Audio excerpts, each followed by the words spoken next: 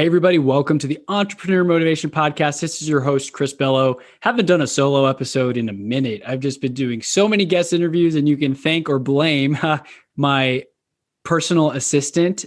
She's been doing a great job. She's a podcast manager. She's been booking so many people on my show, getting me on other shows. I think I've been on 5 or 6 podcasts as a guest per month, in addition to also having 5 or 6 recordings a month. So I've been pretty busy in terms of content creation and connecting with people, but wanted to do a quick check-in video because my camera's all set up and my lighting set up and my mic set up. And I wanted to bring some value here from the heart, solo episode talking about the power of intention in journaling. And if you're on my email list, I just sent an email about this the day before I'm recording this, about how you need to be intentional. Journal about what it is that you want. How is your perfect life? What are the things that would look like? What are the things that you would do in your perfect day, for example? And can you do a lot of those things today? What's stopping you? What's getting in the way? Why can't you do those things? And what things are you doing today that would not be part of that perfect day that maybe you would never want to do and that you hate doing? That could be going to a job that you're not passionate about. That could be hanging out with a certain friend that's just negative and you're tired. Like every time you hang out with them, they drain you. It's time to cut ties with that person or those people, or at least reduce the time. Maybe you don't like that job. It's time to start putting yourself out there. Network. Let people know. Speak it into existence of what it is that you are looking for, and the dots will connect. The path will appear. It's crazy how this stuff happens. I mean, my life right now, it's insane. I've journaled about all the things that I have now before they were even a thing in my life. When I had $15,000 in credit card debt, I had this status the other day. Let me just read it to you and share, because it's gotten a lot of love within my network. It had like 150 likes within 20 hours or something like that. And I just wanted to share to motivate you, to inspire you to take action. When things aren't looking great, you can do something with your life and turn things around. So here's the post that I made, and this is what it says. Speak it, believe it, receive it. It's shaping up to be another 20,000 plus income month. Just 2 years ago, I wrote down, I consistently make 20,000 a month in income on a Post-it note and stuck it on my computer monitor.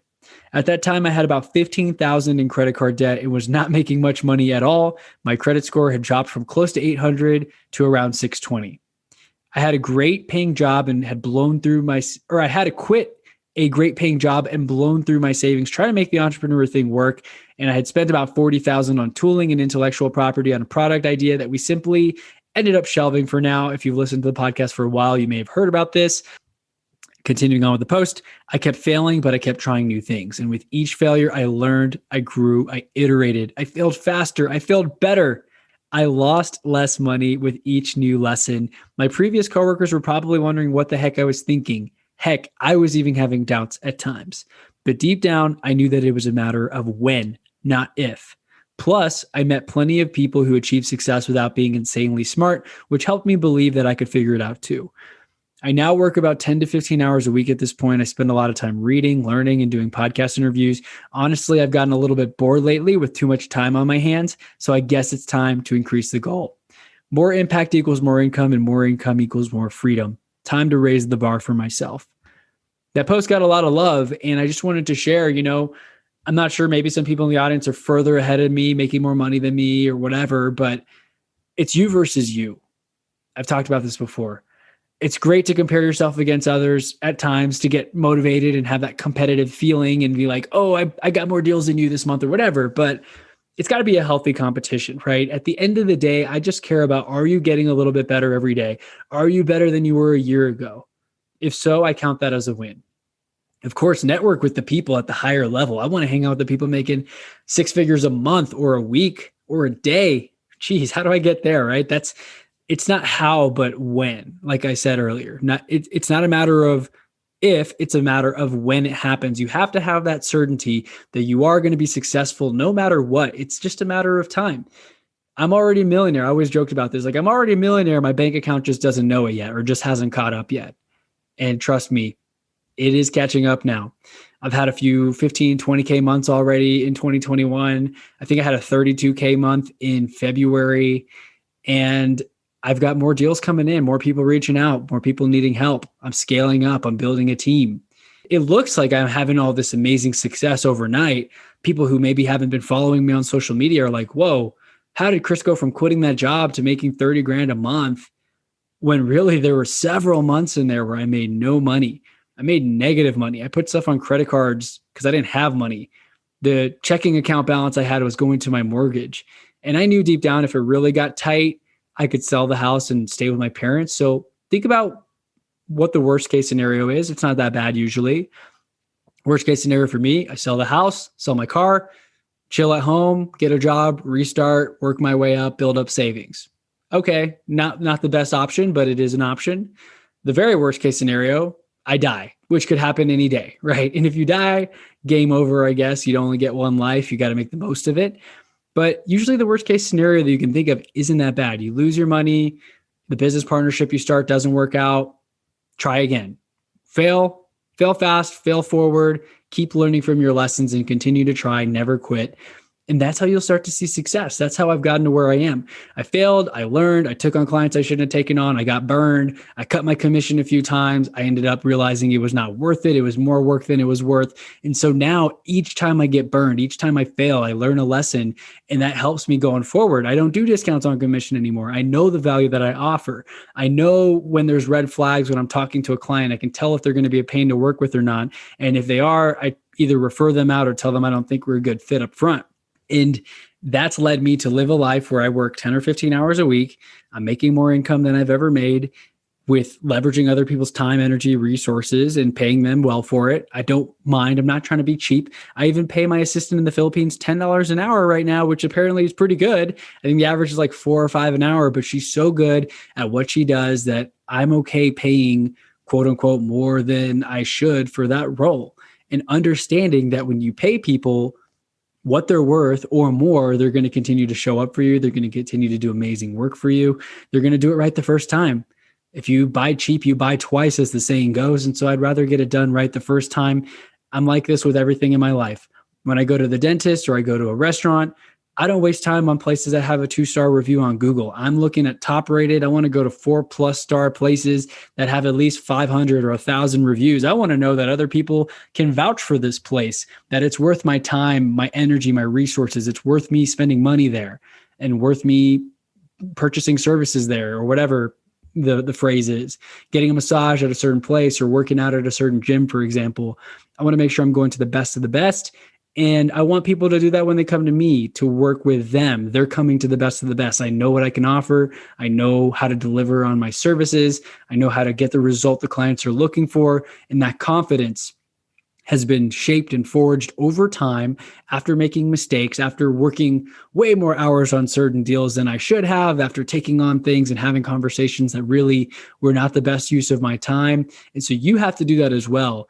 You have to go through the motions. You've got to show up, and you're going to take clients that maybe aren't the best fit. You're going to try to launch a product that probably maybe you're not even interested in it, and you don't stick with it. It's okay.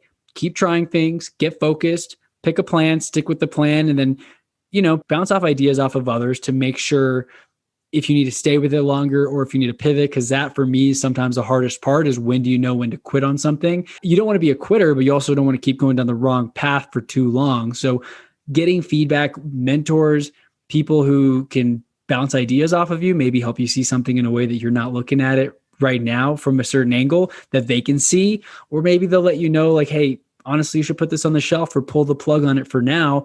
Your time, effort, and energy are better spent on something else.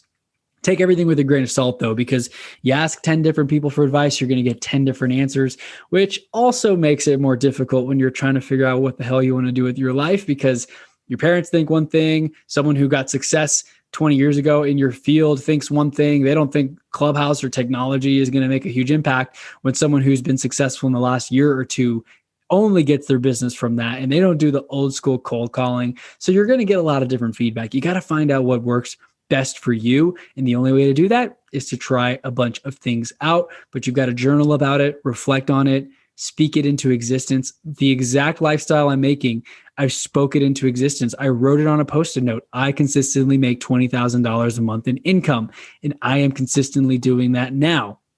It's not always 20 grand. I mean, I think a couple of months this year, I had 15 grand. Okay, I'll take it. Then I had a 30 grand, but on average, it's been very good and it's been trending up. And I'm satisfied. Like I'm trying not to get complacent in good, because if you're good is the enemy of great. I know that. Like I'm making pretty good money. I can go for some nice steak dinner. I could spend $100 on dinner if I want to without feeling bad about it. But I need to make sure I keep the hunger, I keep the fire under my butt to stay motivated, to do more, to make more impact. Because like I mentioned in my status that I read to you, more impact equals more income, and more income equals more freedom.